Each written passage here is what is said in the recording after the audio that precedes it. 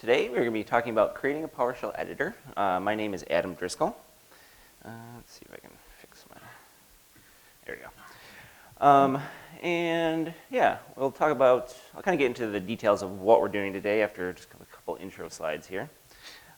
First of all, I am Adam Driscoll. I've been a Microsoft MVP for 9 years now, pretty much always in the PowerShell space. I'm an owner-operator of Ironman Software. We make PowerShell Pro Tools and PowerShell Universal, and Universal Dashboard, that kind of thing. I'm a full-stack developer, so that's kind of how I got my start. I went to school for that. Primarily a .NET developer, but I also do web development. And that's what you'll see in like PowerShell Universal Dashboard and that kind of thing. Author, educator, I have a blog, I have YouTube channels. Love doing that stuff. I'm a PowerShell fanatic, if you haven't been able to tell that yet. Pretty much everything I do is centered around PowerShell. I'm an endurance athlete. I've done 2 Ironman triathlons, and I have recently become a mine spotter from moving to Idaho, and I go and look at abandoned mines. And I haven't fallen in one yet, so yeah. So what do I know about editors? So this is like my kink or something. I don't know. I just have been around editors for PowerShell for a decade.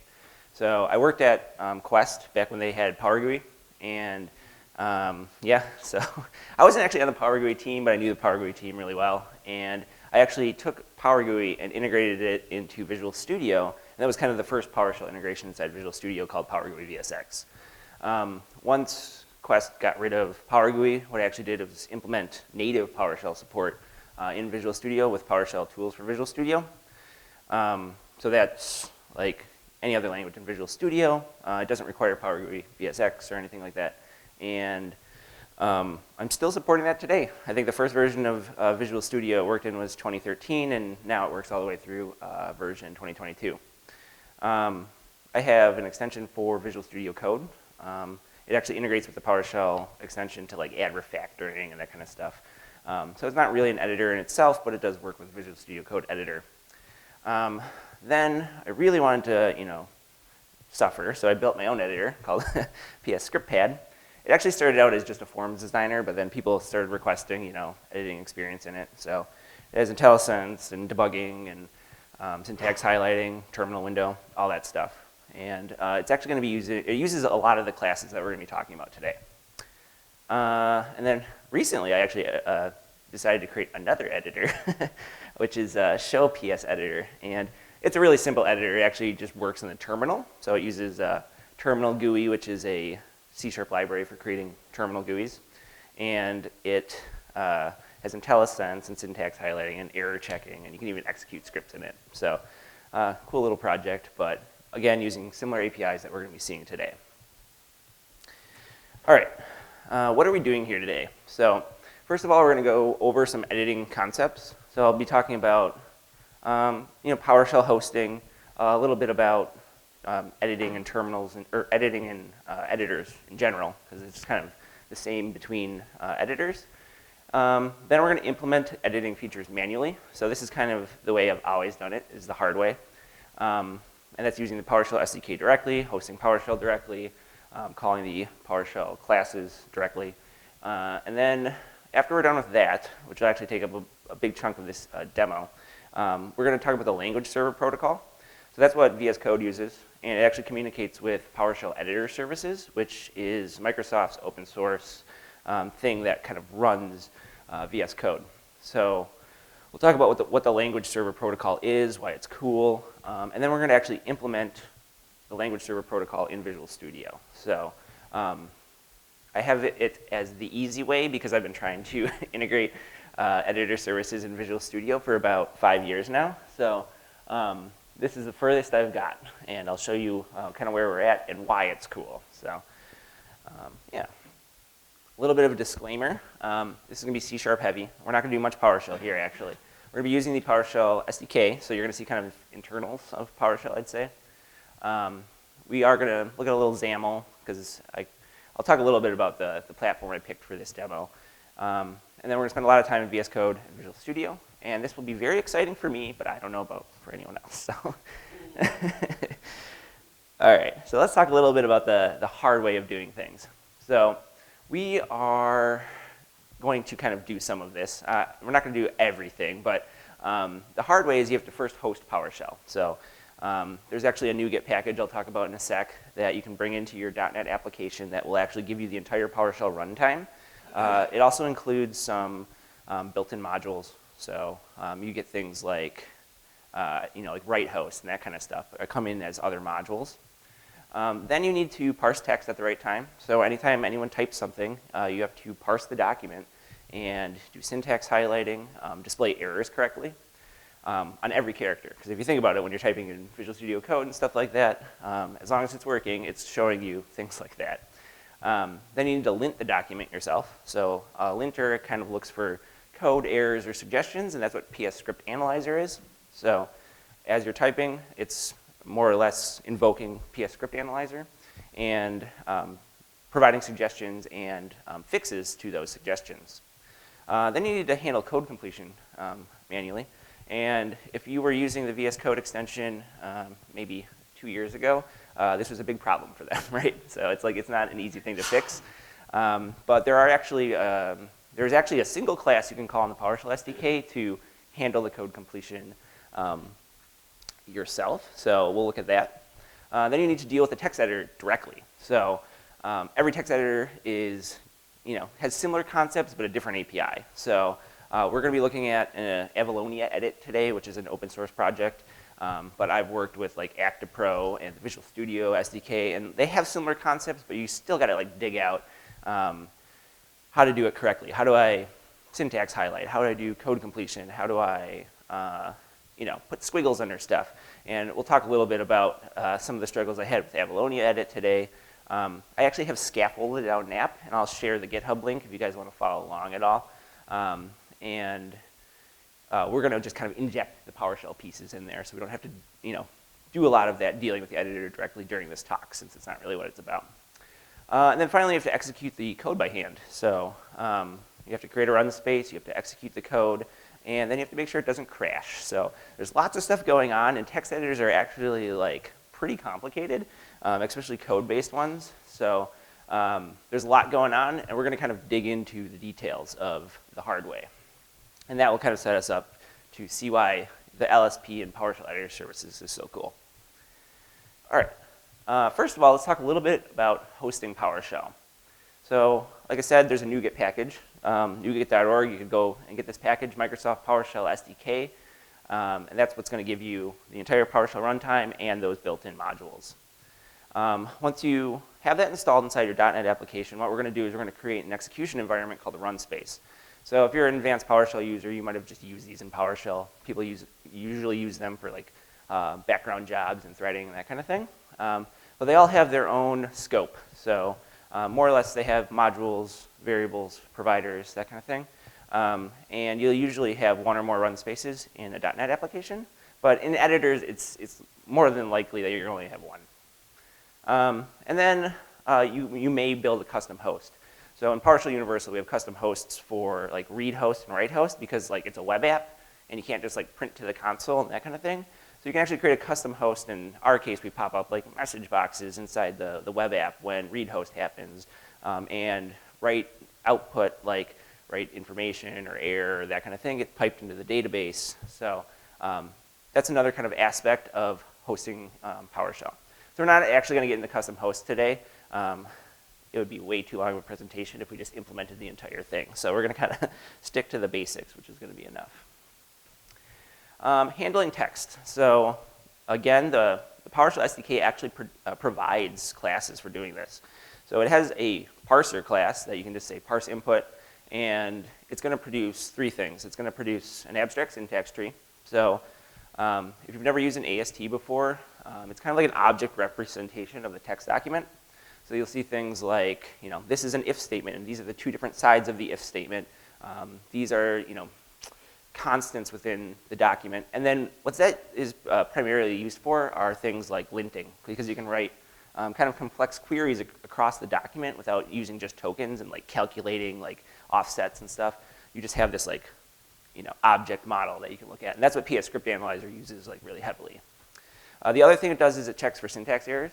So it will just return a list of errors. So if you have like a bracket that's open but not closed, and you get that little red squiggle, that's the parser telling us that that is missing.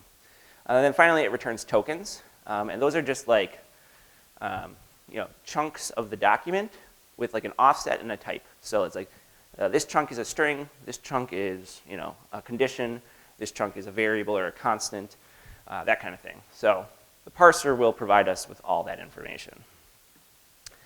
The other thing that the PowerShell SDK provides is the command completion class. So that is just a class inside the PowerShell SDK, and you can provide the document that you are working with, like the text of the document, and where your cursor is currently located. So I'm at offset like 150, and then it does all the work of telling you like what variables to complete or what commandlets or arguments, that kind of thing. So yeah, it does variables, parameters, commands, classes, methods, provider paths, all that kind of thing automatically for you. And it's a very thin API actually, so we will look at using that. And then finally, you have to deal with the text editor. So all text editors are kind of similar in terms of like how they're developed or how they're like structured. So the main thing is a virtual and visual document. So the virtual document being like the text of the document and any markers you might have on the text, like this chunk of code, is either it requires a squiggly line, or it's like this token and needs like this colorization, but it doesn't actually display that to user. And then you have the visual document, and if you've played with VS Code enough, you can kind of see that they put all these things into the document that are not actually part of the document. Like if you have git lens in there, it'll tell you when it was last checked in and by whom. You'll get little like pop-ups about like code fixes and stuff like that. And then you have the squiggles. Like those are not actual parts of the text document, but they're all like things that the editor itself is augmenting into the visual document. You have to be aware of editing and edited states, and we'll see that today when we're doing code completion. Like as people are typing, you want things to be happening. But by the end of this, we're gonna have a really crappy, slow editor that it's functional, but it won't work very well. And then there's things like overlays, glyphs, and context menus. So there's like all kinds of crap inside a text editor, and like I said, everyone has its own API a little bit. All right. Today we are going to be using Avalonia. So Avalonia is an open source. I think it's just community supported. I don't know if there's like a corporate backer to it, but it actually works cross-platform. Windows, Linux, Mac. It even works on Android and Raspberry Pi and stuff like that. So they actually have like a desktop flavor and a mobile flavor. We'll be looking at the desktop flavor today, and it's pretty cool. It's come a long way in the last couple of years. It's still a little rough around the edges, but it's very similar to WPF. So they actually have the XAML concept, and yeah. So we'll be playing with that for this demo. All right. So what are we going to do here today? We are going to create PS code. You get it? It is going to be a .NET 6 app. It's going to use the PowerShell SDK, and then we're going to use Avalonia and Avalonia Edit. So yeah, Avalonia being like the overall framework, and Avalonia Edit is actually a port of a WPF editor that works in Avalonia and is cross-platform. So that's kind of where we'll get into the text editor stuff. So let's pop into our first demo here. Oops. All right. I have code. I'm going to set this up. I'm actually using my phone as a second monitor, or third monitor, I guess. Let's see if that works. I just got to get this correct. Okay. So let's make sure this is the right VS Code. It is. All right. So a bunch of using statements. So I'm going to show you kind of the structure of this application. Oh, before I do that, actually what I'm going to do is, if you do want to follow along at all, you can go to GitHub and Driscoll PS code and pull this down. So this actually has all the code in it. This has both the code for what we're looking at right now and then what we're going to look at a little later with the VS Code extension. So feel free to jump on that. I'll let you take the picture. I have links at the end of this too. So, All right, now let's make sure I'm opening the right VS Code editor. Yes. All right. So this is a kind of a standard .NET 6 application setup for Avalonia. So I actually got this from the Avalonia repository, more or less, and then put the text editor in and stuff like that. So newer .NET projects are actually pretty thin, which is nice. You used to have so much stuff in these CS proj files, but you can see here that we're just kind of creating a WinXC targeting .NET 6 runtime identifiers. So if you want to compile it for a different platform, you can do it for Windows 7, Linux, or OS X. Then we're going to be including CS files. So those are C# files. It's going to compile those into the editor. And then these are some things for Avalonia. So we have some XAML files that we're going to be using that we want to include, and then some XAML.cs files, which is kind of the code behind for those windows and controls. And then these are the packages that I'm referencing. So I'm using Avalonia Desktop. Like I said, there's a mobile edition as well. I'm using Avalonia Edit, which is a text editor that we're going to be playing with. I'm using Avalonia Edit.TextMate. I'll be talking a little bit about what TextMate is, but it pretty much provides syntax highlighting. Bringing in a message box, and then finally the Microsoft PowerShell SDK. So we're using PowerShell 7.2.2 right now for this demo. All right. Kind of similar to what you would see in a WPF app, you have an app.xaml. This is kind of the entry point for your Avalonia app. There is some stuff in here. Like if you actually created one of these just blank, it would not have anything in the app application like content here. But I'm setting a dark mode theme. I'm including the styles for the editor because it has its own styles, and then a completion list, which it like is supposed to style the completion list. It's not perfect. Like something's wrong with it. You'll see. But and then the code behind for that is pretty simple. Like you'd find examples of this for on the Avalonia site. You create an application. You load up the XAML. So that's what we just looked at. And then in this case, since we're doing a Windows desktop, we are going to create this main window and set that as like what we're going to display when this application starts. From there, we're actually going to jump into our window. So we just have a window here that has a dock panel inside it. And dock panels just kind of let you pin things to different places. So I have a stack panel that I'm pinning to the top, and that just has a button in it that's going to run stuff, and we're going to hook that up. And then at the bottom, I have a status bar that's pinned to the bottom, and we're just going to put status text in there. And I'll show you how we kind of update that. And then finally, we just have the text editor in the middle. So it has a bunch of like formatting stuff on it, like fonts and margin and that kind of thing. And then in the back of the window, in the code behind, that's what I had open originally. And this is where like all the guts of the editor are. I didn't take any time to make this look nice, really.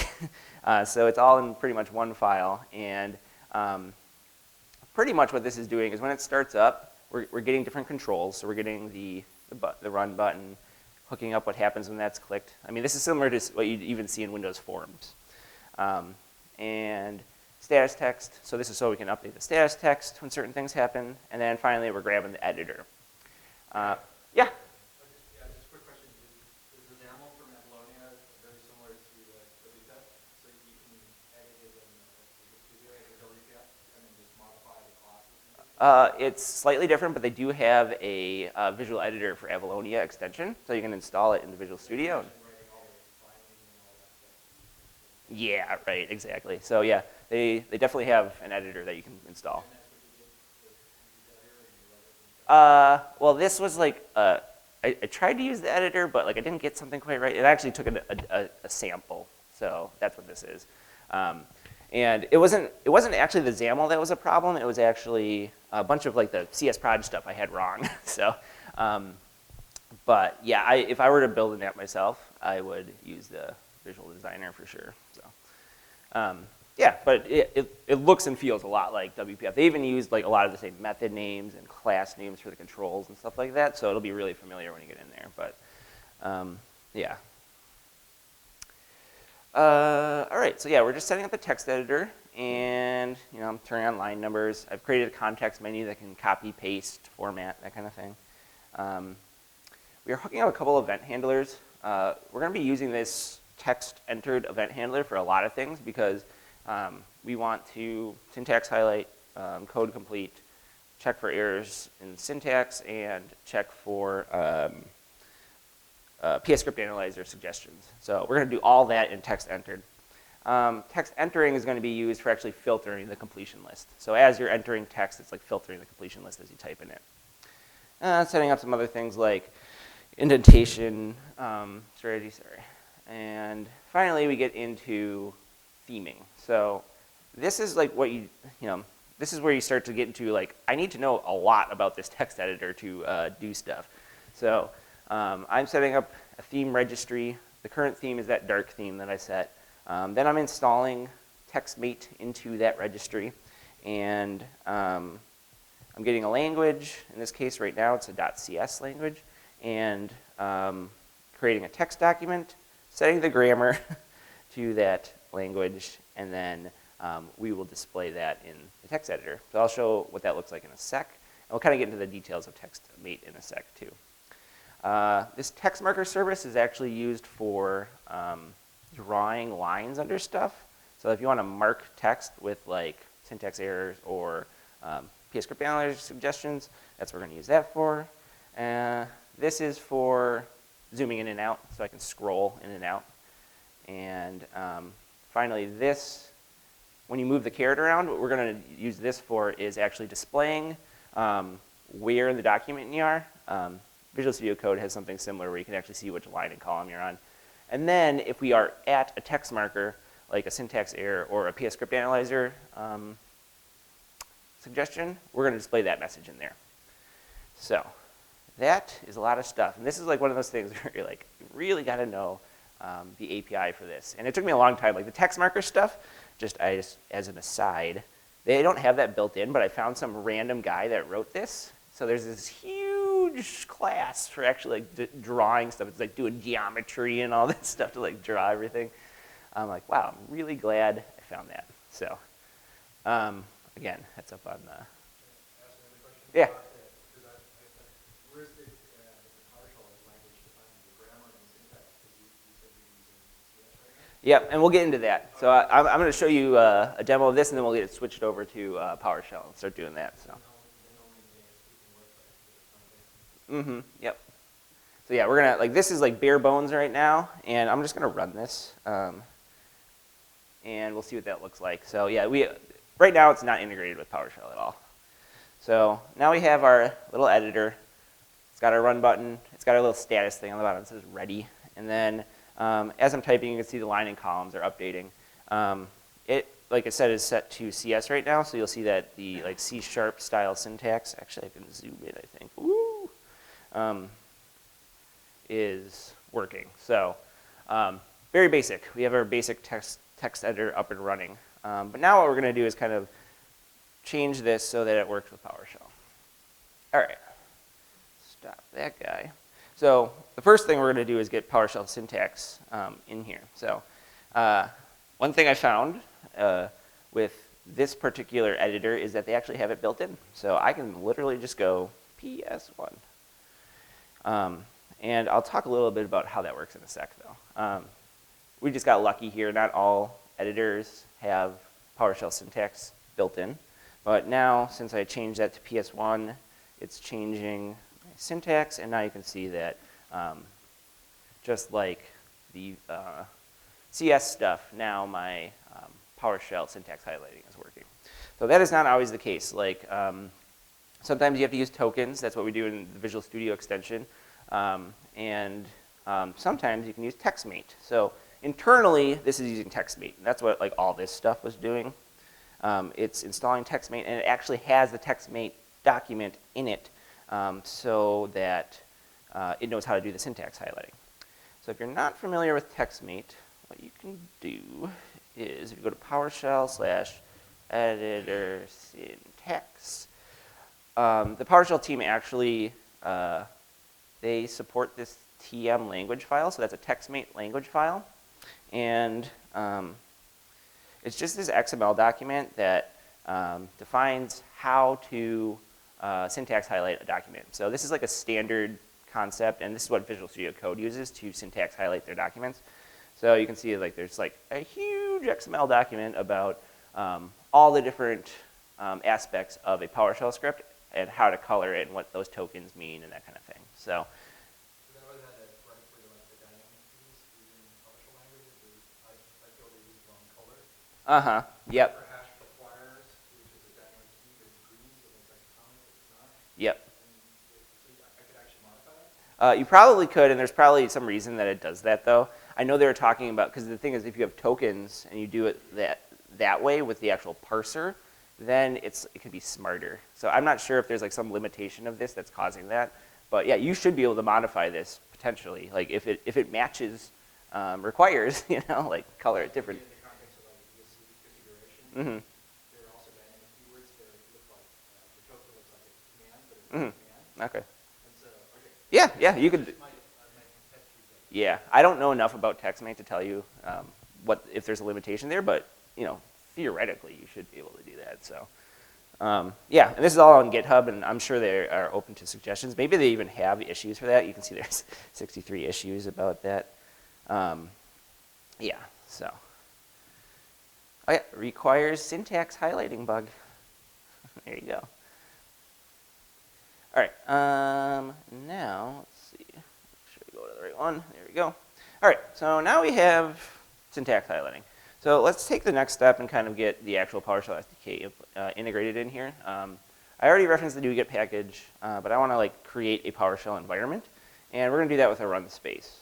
So I'm going to create a new run space up here, and good old GitHub Copilot completing everything for me. And look at that. Isn't that kind of scary? I just hit enter. Yep, that's what I want. So pretty much to create a run space, all you have to do is call runspace.create runspace, or runspace factory, sorry, create run space. And that will return a run space that then you can execute PowerShell in. By default, most .NET applications do not have a run space in them, so you need to create at least one to run PowerShell. Next, we need to do runspace.open. Make sure that run space is open. So at this point, we have PowerShell running inside our editor. So it doesn't do anything yet, but we are going to make it do something. So the first thing that I am going to implement is code completion. So like I said, we have a text editor, text area, text entered. So when the text has been entered, so this is like, it is in the document. We also have text entering, so before it's in the document. So you have to be kind of aware of those two states. But what we're going to do here is put some code completion in. So what I'm actually going to do is create a new method called complete, and we will call complete from that text entered. So we're actually going to do three things in here. We're going to do code completion, syntax checking, and PS script analyzer stuff. So code completion is, like I said in the slides, there's actually a command completion class directly in the PowerShell SDK, which is really nice. And you can literally just do complete input. And yeah, it's like very simple.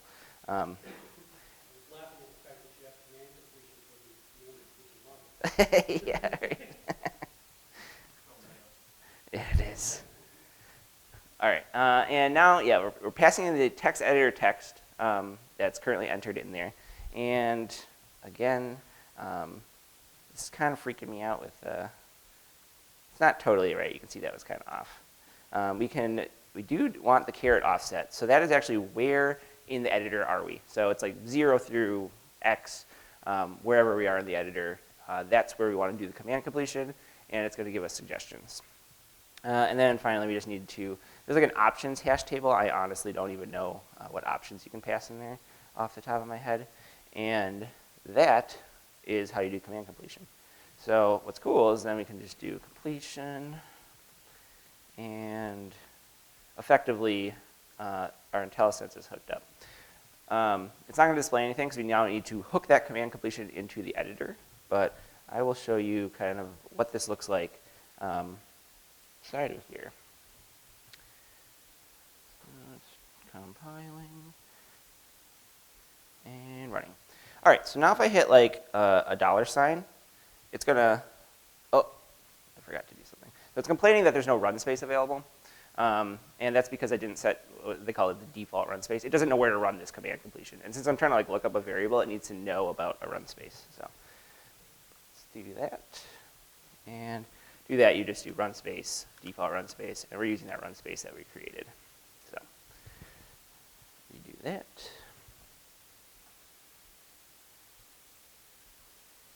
And there's my document. Now if I hit $, hopefully it doesn't throw an exception. And we look in this completion variable here, and you can see we have 150 completion matches. And if we expand that, you're going to see we have completion results, and each one of these is going to be a variable. So it has things like completion text, list item text, which would be like what you display potentially, a tooltip, which in this case it's saying that this is a bool, and then for each one of the variables it just has provided me with completion matches. So that's why I said like this is actually a pretty cool, thin, easy to use API. Like there's not much going on here. It gets more difficult actually dealing with the editor, which I'll show you now.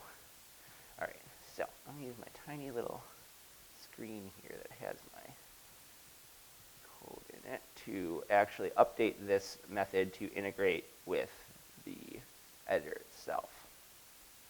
All right, so the first thing that we need to do is create a completion window. So this really has nothing to do with PowerShell. It's mostly just Avalonia edit.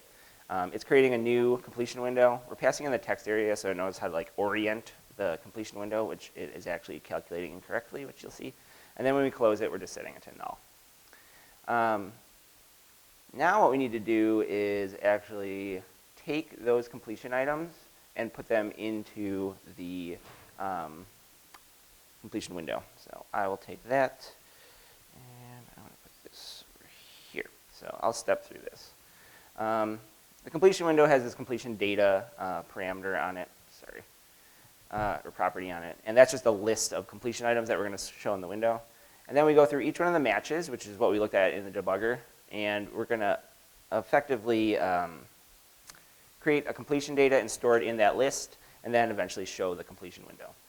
So that's a lot of like Avalonia edit stuff, but pretty much everything is like, every time I've implemented an editor, it's like converting this completion match to the thing that the editor wants. You can see we're getting an error right now, and that's because it wants the text editor input args. And I'll talk about that in a sec. I'm checking like what character was just entered, and the reason I'm doing this is because if you type like get process and then you code complete it, what would actually be inserted was get hyphen process. So I'm actually splitting on that hyphen and only inserting the second half of it. That's the reason I did that. All right, so now with all this code in here, we should be able to get code completion. Oh, I broke. Oh, I know what it is. We got to pass this E in there. All right. Right? Yeah, okay. So now, let's see if we can get this code completion to pop up. Whoop. There you go. So now we have code completion. You can see it's like in the wrong spot, and I'm pretty sure if I actually use it, it actually inserts too many $signs, but we're close. It also will work for get. You can see like it's kind of slow, and anytime I do anything, it's running the code completion. So if I space or I type anything, it's doing code completion. And to avoid that, what we can actually do is check the character again. So if we did e.text isn't equal to a $sign, then don't do the code completion. Because the code completion process, although very easy to use, is very slow. Especially the first time it goes, it's got to like cache a bunch of stuff and everything. And you can imagine it's looking at all the run space state for variables and providers that are loaded and what path you're on and all that kind of stuff. So you definitely want to exit early if you can. So in this configuration now, it'll only do code completion when I do the $sign. And typically what I'll do with editors is I will, yeah, you can see now, like the typing is fast again.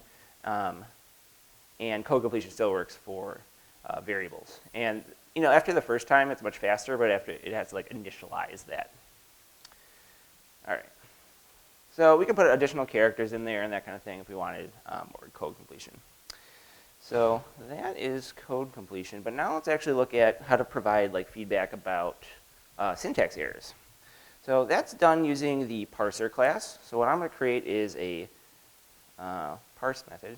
Oh no. Okay. Parse method down here, and we're actually going to display some stuff in the editor for this parser. All right, so I'm going to get my example up for me. If I could. I love this computer, but I always right-click so much on accident. All right. So the parser, similarly in the PowerShell SDK, is actually pretty straightforward. I'm actually going to close this. And we're just going to do parser, which is the PowerShell parser, and we can do parse input. And again, we want text editor.text. And what that's going to output are three things: tokens, which we're not going to use in this demo actually, parser errors, and it also returns the AST, which I'm also not going to use for this particular example. So what we're actually after right now is the parser errors. So if you actually look at one of those errors, it has things like a message, whether or not it's incomplete input, and then the extent pretty much tells you where in the document this is happening. So at what offset is this error being shown, and that's where we'll draw the squiggly line. All right, so I won't make you watch me type this, because this is, again, just converting pretty much to what Avalonia Edit wants, but I will go through it. And I actually have this as a bool, and I'll talk about why that is. So the first thing that we do is we actually remove any existing markers. So if there was an error marker, we want to clear it all out. Like, you can be like more strategic about this. Like, a part of a document didn't change. You don't necessarily need to parse the whole document again, but I'm just clearing everything out that's tagged with error. And then we're going through all the errors that were returned by the PowerShell parser, and then creating markers for each one of those errors. So you can see I'm using that extent to calculate where in the document to create that marker. So start offset and then end offset by start offset gives us the length of that error. Then I'm setting a tooltip, which doesn't work. It's funny, they have this property, but it's not hooked up at all. And then we're tagging it as error. We're setting a normal underline, so it's just going to be like a straight line. It won't actually be squiggly. And then the marker color is going to be red. So you can see RGB and 255 for red. And then I'm returning true or false from this if there are any errors. All right, so let's go ahead and see what that looks like.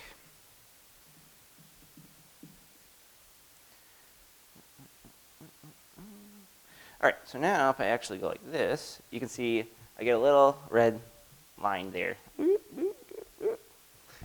Amazing. And if you look at the bottom there in the status bar, since I kind of hooked up that thing that checks for whether or not the cursor is in a marked segment, it's going to give us the little error. So it's probably hard to see, but it says missing the closing brace. And if I were to actually edit this document again and put that closing brace, we have the error go away. I think the same thing will happen for like a string. So we're missing the terminating string thing. So there is parser errors. So next, I want to implement PS Script Analyzer integration. So this is a little more involved because there's a couple different ways you can do PS Script Analyzer integration. One is via the PS Script Analyzer module that has actually an invoke script analyzer commandlet that will analyze your script. The other way of doing it is they actually have a C# kind of API that you can use. But what I'm going to do is actually use the PowerShell module so that we can see how to like execute PowerShell inside your editor. So we're going to do analyze. Okay. So in order to analyze, we need to actually execute that commandlet, get some feedback back from it, and then do that text marker thing again. So the first thing that I'm going to do is just show you how to execute PowerShell in here. So I'm going to use VA var equals PowerShell. Oh, man. I have to create. So this is the easiest way to execute PowerShell in C#. Just using PowerShell.create will create you a new PowerShell pipeline. And the reason I'm saying using is because it's disposable, which means if you don't dispose of it, you're going to leak resources and potentially memory. And from there, we need to set the run space to our run space. So we want to execute the PS script analyzer inside the run space here. And what you can do then is add commands to your pipeline. So I am going to do invoke script analyzer to actually invoke the script analyzer, and then I'm going to add a parameter to that command, which is, get out of here, script definition, and get out of here. Okay, let's see if that completed correctly. Yep, so now I'm calling invoke script analyzer, passing in a script definition, and passing in the text of the editor. Then what we can do is just invoke that pipeline. And that will return our suggestions. All right, I need to put that in here. We're going to parse, analyze, and then code complete.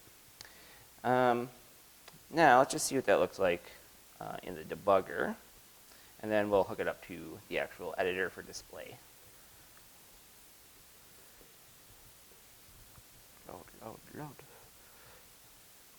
All right, so if I type any character, it is running. So I think that's not going to have any suggestions. Let's actually get it a suggestion.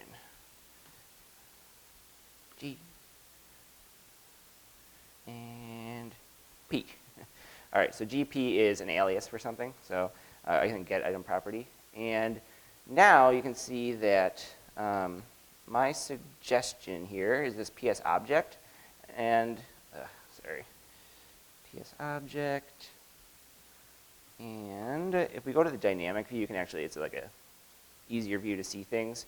You can see that GP is an alias of get item property, avoid using command aliases. So that actually came out of PS script analyzer. So I looked at the script, saw that I'm using GP, and it wants to suggest that I don't use that.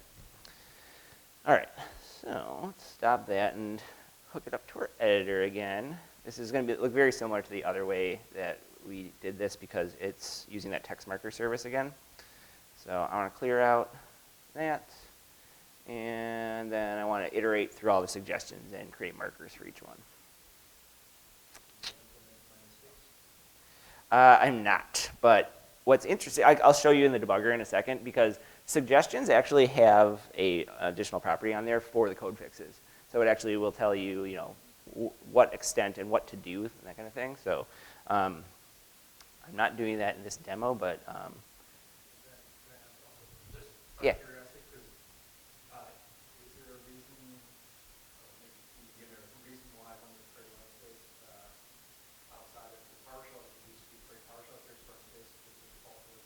Mm-hmm. Why would one, just more out of curiosity, why would one do a run space and assign it to the run space of PowerShell as opposed to just PowerShell create? Which part's an open run space? I think in this, yeah, usually I do it for more control. I'll create a run space at the top, and then I typically when I create a run space like that, I'm initializing it with something too. So if you want just like a default run space, you could definitely do that. Well, I'll show you that. Well, is that today? No, that was it. But no, you're fine. You're fine. What you can do, there's actually, I'll just show you right now.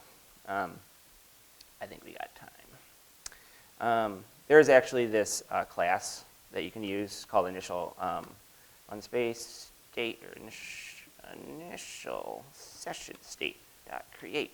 And then in there, you can do all kinds of things like setting commands, execution policy, you can load modules, you can set variables, that kind of thing. I don't know, maybe. I've never used one of those before, to be honest. Mm-hmm. Mm-hmm.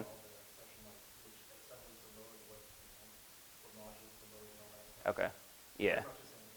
I bet there is some API for loading that, and it probably generates one of these. Because then you just pass that into the run space here, and it will actually use that when it creates the run space. So that's usually why I create run spaces, because I'm usually messing with the initial session state. But yeah, in this case, like, you really wouldn't have to necessarily. You could just do PowerShell.create. Yeah, so now I've got my suggestions. It's similar to the thing before. I'm just using dynamic, which is a keyword in C# that allows you to access dynamic languages. So PowerShell is kind of a dynamic language, and the PS object that comes out of PowerShell actually supports dynamic, which is really nice because what's interesting is, like, you see how when I hover over extent it says it's dynamic? That type is determined at runtime. So extent doesn't actually exist. Like, if I try to do like suggestion dot, it's not going to give me any IntelliSense because it doesn't know what properties are there. So that's where you'd use a dynamic. And in this case, it has an extent property, and I can use that to create my text marker. I'm setting a message, and I'm actually going to highlight this one as green. So 255 for green. All right, so let's try that.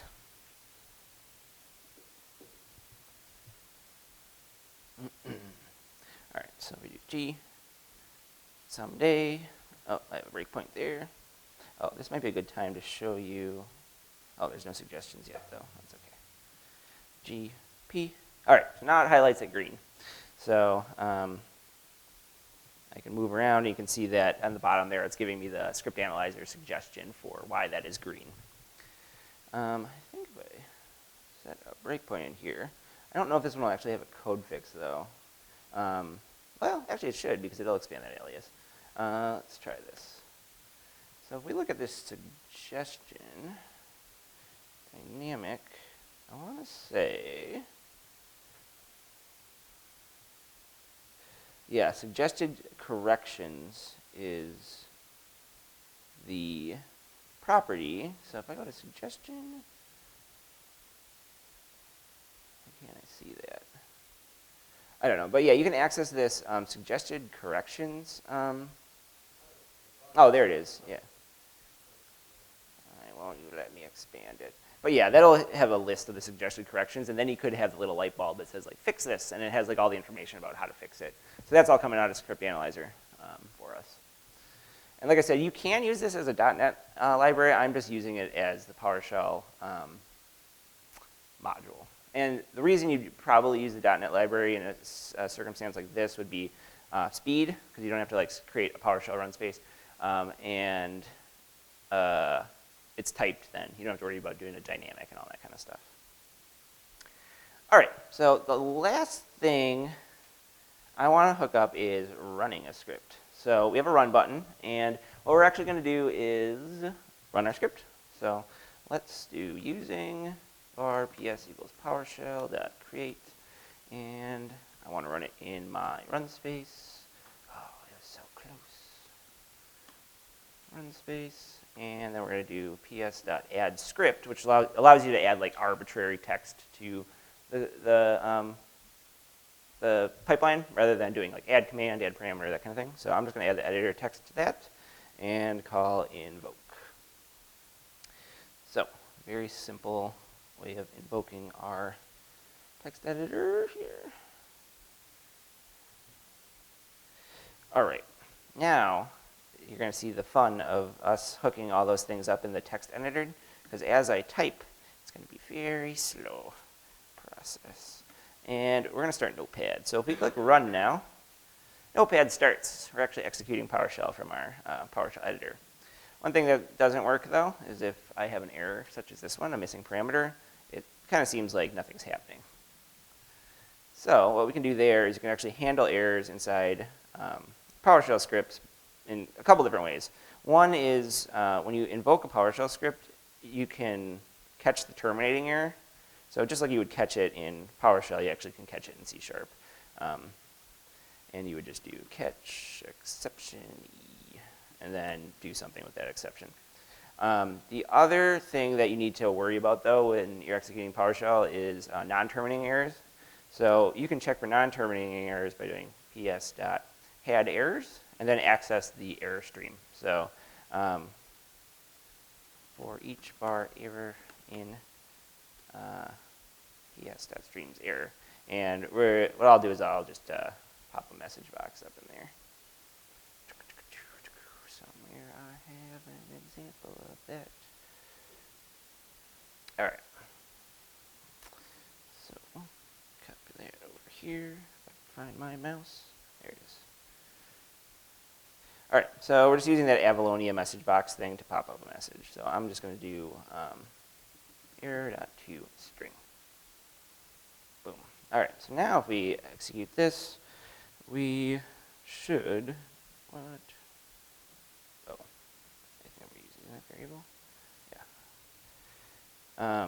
You should see an error pop up instead of it just being silent when there's errors. Start. Run. And now you can see that it popped up our error message. That came right out of the PowerShell error stream. So that was implementing an editor the hard way. Obviously, like, this editor is not great.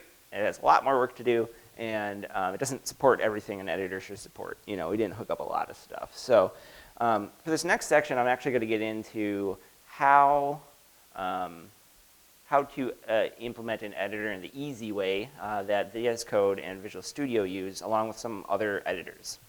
So I'm going to jump back to slides for just a sec. Like I said, this is all on GitHub, so you can go pull that down. It's actually completed. It doesn't have all the missing parts that I entered just now. It's actually the complete editor. So let's go talk a little bit about the easy way now. So how do I, oh, I'll just unplug this. All right, closer. Try that again. All right, so the easy way is using the language service protocol and I think it's actually the debugging protocol, not the debugging service protocol, but you're going to be using those two protocols and it should just work. So you don't have to worry about your text editor, you don't have to worry about PowerShell SDK, you only have to worry about hooking up those two protocols to PowerShell editor services. And the way that works is, this is kind of an example of how it works for multiple editors. So on the top there you can see we have VS Code and Visual Studio 2017. 2017 is when they added the LSP to Visual Studio. It is now supported through 2022. And then in Visual Studio Code, all languages use the LSP. So it communicates over JSON RPC calls. So that's kind of like those things in the middle. You probably can't read what that says, but you know, things like I opened a document, or I entered text, or I'm looking for code completion stuff. It'll send messages back and forth to the language server protocol implementation there at the bottom. So the language server protocol implementation of PowerShell is PowerShell editor services. So it listens for these JSON RPC calls and then provides information back to the editor. And then the editors know what to do with that. You don't have to worry about doing all the text marking or like creating the code completion window, all that stuff. So this is kind of an example LSP request. So development tool would be like Visual Studio Code, and then the language server would be PowerShell editor services running in a PowerShell editor, or a PowerShell instance. And user opens a document, it notifies PowerShell editor services. If the user edits the document, every single text change that you make in VS Code is actually sent up to PowerShell editor services so that it can analyze it and provide suggestions and do code completion and stuff like that. And you can see then in the server, it looks for errors and suggestions and sends those back to the editor, which then the editor displays. And then the LSP supports other features like go to definition. So in this example, if you execute the go to definition, it's going to request that where to go from the language server, and then finally it will move you in the development tool. So the goal is that the development tool and the LSP are standardized. So if the language server knows how to talk to the LSP, the development tool knows how to handle the LSP, then the language server author doesn't necessarily need to know anything about the development tool. So that's kind of the goal.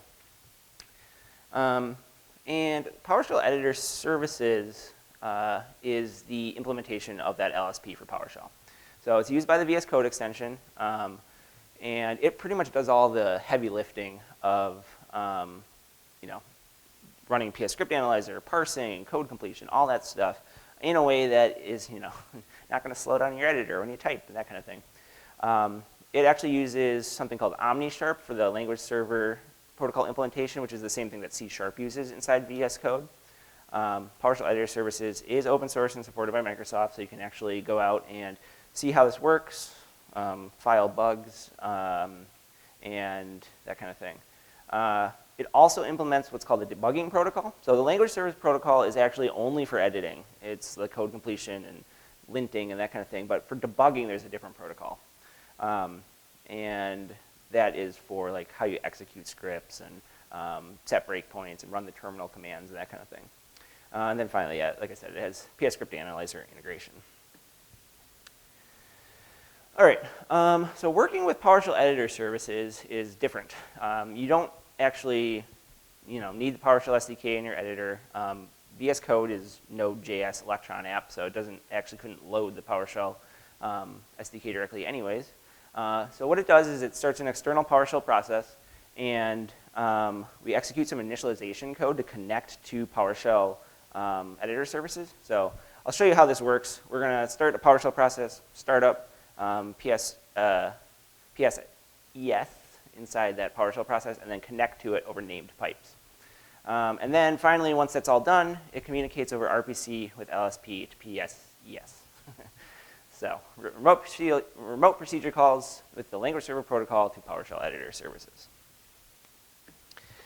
So I am going to get into my pscode.vs demo. So some of this I've already done. I'm just going to kind of go through the code. I'll show you where to get the PowerShell Editor Services package. They don't actually publish it on the PowerShell gallery or anything like that. You actually have to go to the GitHub releases. And then we're going to start and manage an external PowerShell process right from Visual Studio. We're going to create a Visual Studio extension to use the PowerShell Editor Services, and then we're going to attempt to add some PowerShell inside our experimental Visual Studio instance for this. So first of all, I'm going to show you where to get PowerShell Editor Services, just in case you ever wanted to. You can go to PowerShell Editor Services. So yeah, GitHub/PowerShell Editor Services. This is the engine that drives VS Code. It's actually used by more than just VS Code. You can see that NeoVim, the IntelliJ plugin, and the Emacs plugin all use editor services. And this is what implements, the LSP. So, the PowerShell team's always like trying to push this as like what you should use in your editors, because you benefit from all the work they put into that, and it's better if the editor itself already implements the LSP. What I found is I was looking at some of these other implementations, and I think the Emacs one in particular, no, it was the IntelliJ one, they actually had to implement the LSP inside IntelliJ. So like that's a lot of work too. So, but we'll see in Visual Studio that it does not require all that work. So to get PowerShell Editor Services, you just got to download the zip here, and I'll show you what is included in there. Actually, I forgot to open up Visual Studio.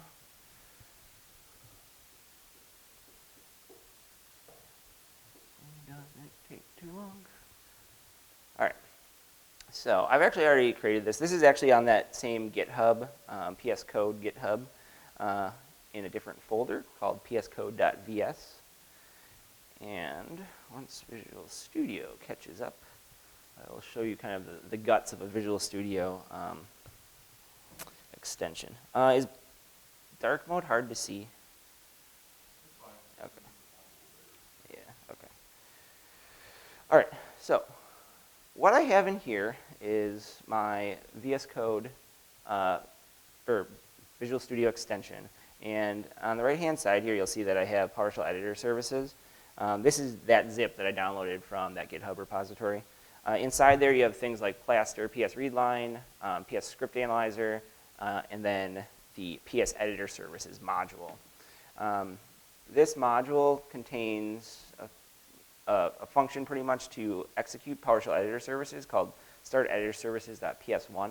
And you can pass in all kinds of things like your host name, your host profile name, your host version, that kind of thing to configure PowerShell editor services when it's starting up. It also supports things like logging, and then it communicates over named pipes or standard I/O. So standard I/O has some limitations, and I think their preferred method is to use the named pipes. So if you don't pass in a named pipe, it's going to generate a named pipe for you, and then you just need to connect your client up to editor services. The other thing that I've included in here is the TM language file. So that's how Visual Studio does the syntax highlighting if you create a language service like this. So you literally just include your TM file, and then you register it with Visual Studio via one of these package defs. So it says like, all right, we're opening a PowerShell file. Use the grammar in this folder. Then we need to hook up a content definition. This just tells Visual Studio that PS1 files are PowerShell files. So you can see here that my file extension is PS1, and content type is then PowerShell. All right, so that is all this kind of registration stuff. And the actual implementation of this extension is actually in here. So this is PowerShell language client.cs. And it says that content type is PowerShell. So if you're opening a PowerShell document, use this language client. And it's named PowerShell. And then the only thing you really need to implement in here is activate async. So what this is going to do is actually start PowerShell, start up PowerShell editor services, and connect to PowerShell editor services via the named pipe. So the first thing that I'm doing is I'm kind of locating where the bundled modules are. So that is like that PS editor services directory with PS readline and PowerShell editor services and that kind of thing. And then I need to generate a session temp details session.json path. And I provide that to PowerShell editor services, and what it does is it actually populates that with a bunch of information about PowerShell editor services locations, like the name pipe they connect to. I think it's got like features and version information in there and that kind of thing. And so it'll generate that file when it's kind of up and running. Next, we're going to be starting a PWSH process. I'm actually going to pop the window open so we can actually see it running. In Visual Studio Code, this is that integrated terminal that you see at the bottom is actually what we'd be starting here, and that's where PowerShell editor services is running. And we are setting a bunch of arguments like no profile, and then we're setting a command to import the PS editor services module, and then we're calling that start editor services function to start it up. And then we pass in bundled modules, a log path, the session details path so we can get that session JSON, any additional modules you want. You can actually do feature flags, so like if there's experimental features you want to turn on and off, that kind of thing. And then we're going to set some host information like this is PS code and profile information, version, and log level. So not all of those are required, but I think a lot of them are. So then once we've set up the command line, we are going to call start on this. And what I'm doing is I'm looping around waiting for that session details to exist. I think in a real scenario, you want to like fail after a while or something, but this will loop forever. Then we read that, and I'm pretty much just getting the language server pipe name out of there. So I'm deserializing the JSON, getting the language server pipe name out of there, and passing that pipe name into the named pipe client stream. So that will connect to the named pipe in PowerShell editor services from Visual Studio. So I'm passing the pipe name in. This just means local computer. Like technically, this could be running on a remote computer. I'm setting it to in-out because it's going to receive and send information. And then the options are asynchronous, so don't wait, and write through, meaning don't buffer, just send directly to the name pipe. And then the Visual Studio SDK just has this connection. So you just pass in the read-write pipe, and since the pipe or stream, and since the pipe is both reading and writing, we just use it in both cases. So that's it. It should just work. You should be able to just edit PowerShell scripts in Visual Studio. So there's no working with the text editor. There's no doing the code completions yourself. There's no parsing yourself. You're just hooking up the LSP from Visual Studio to PowerShell Editor Services.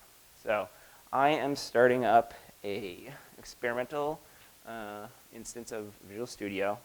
And one limitation of LSPs in Visual Studio is they do not support projects. So you can see I have like PowerShell project. What am I up to? 7.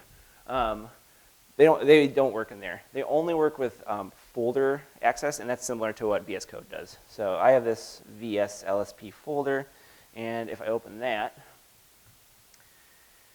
what will eventually load. And what you're going to see is there's PowerShell Editor Services starting up. So it's just in a PowerShell process. It's logged a bunch of stuff about its startup. You can see that it's creating some host configuration, determining REPL kind, configuring the LSP transport. It wrote down the session file, all that kind of stuff. So once that session file existed, the extension that I wrote found it and loaded it. And now you can see that, for example, I have this variable is underlined with PS script analyzer information, and it's popping up the little thing to say like this variable is unused. So show documentation for use declared vars more than assignments. So it's actually integrated with LSP kind of, and you can see that like even brace matching is working and syntax highlighting is working. And the error list automatically populates. These are all things that you'd have to do manually, and that's actually what we manually do in PowerShell tools for Visual Studio is we do all this manually. You will notice that there is an exception at the top here. It says like a aggregate exception. So things are not working. So IntelliSense isn't working. That kind of thing. Like one of the most important things that I would think an LSP would work for. It seems like there's something, I don't know if it's a problem with Visual Studio or with PowerShell Editor Services, but they just are not communicating correctly. Yeah, but I think once you get that fixed, like that's it. That is your editor for PowerShell and Visual Studio without having to implement all that stuff. So that was that demo. And I just want to talk a little bit about the VS Code extension just because it's like a working example of this. So I'm just going to show you some stuff on GitHub just so you can kind of correlate what I just did here with what's happening in VS Code so you kind of have an understanding of the tool you're probably using all the time.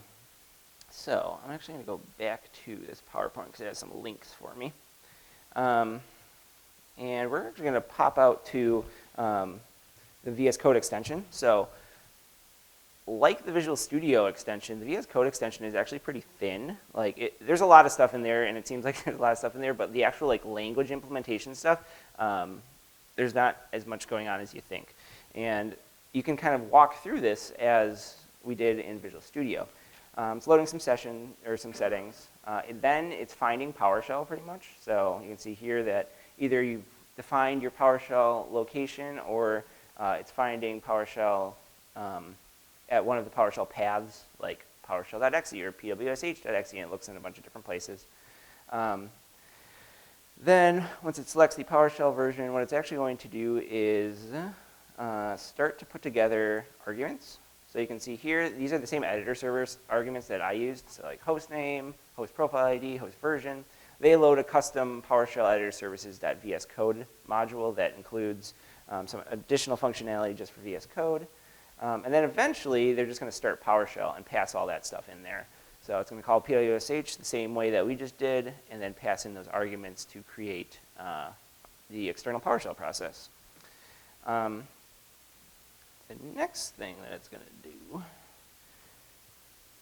is, eventually, once it is ready, it's going to create a language server client. So I think up here, I think I put that in the wrong spot. It's got that session details file, so the same one that we created.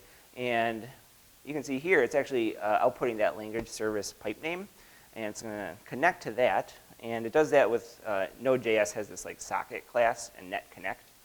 So it's passing that into there to connect, and it's going to use that socket for writing and reading from PowerShell editor services.